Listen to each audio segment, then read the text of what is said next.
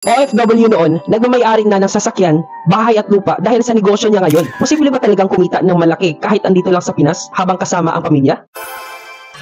Hey, ako si Mark Verey, ang iyong business chismis buddy. Kilalanin si Mr. Dennis. Dati siyang OFW sa Japan for 3 years. Isa sa di niya makalimutan na pangyayari noong OFW pa siya ay ang pagka-aksidente niya. Sobrang hirap ng mga panahong yon para sa kanya kasi walang ibang makakatulong sa kanya kundi ang sarili niya lang. Dagdag pa ang matinding homesick na nararanasan niya. Ito ang nagtulak sa kanya na maghanap ng ibang pagkakakitaan na pwede isabay sa kanyang trabaho para makapag-for good siya dahil ayaw na niya na maranasan ulit na maaksidente na malayo sa pamilya at ayaw niya din na lumaki ang anak niya na malayo ang loob nito sa kanya. Na-discover ni Mr. Dennis ang dropshipping business. Hindi din naging madali ang lahat nung nagsisimula siya. Ang mga taong inakala niya na susuporta sa negosyo niya, ayun pa ang hindi sumuporta. Isa na dito ang kanyang sariling pamilya mismo, lalo na ang kanyang mama, na dahilan bakit umalis siya sa bahay nila dahil hindi niya nagustuhan ang mga sinasabi nito tungkol sa negosyo niya. Sa kabila ng mga pagsubok na ito ay nagtuloy-tuloy lang siya. Ilang taon ang lumipas ay nagkaroon na siya ng 2 sasakyan na parehong cash binayaran, nagkaroon ng bahay at lupa at makapag-travel sa iba't ibang lugar dito sa Pinas at abroad. Ang pinakamalaking achievement para sa kanya ay nakapag-for good dito sa Pinas at nagkaroon ng maraming oras para sa kanyang pamilya. Ano nga ba ang business lesson sa chismis na ito? Sabi ni Mr. Dennis, kakayanin mo lahat ng pagsubok sa iyong negosyo at makukuha ang pangarap mo. Basta mag-focus ka lang at magtuloy-tuloy. Para sa mga inspiring business chismis at stories tulad ito, please follow and share.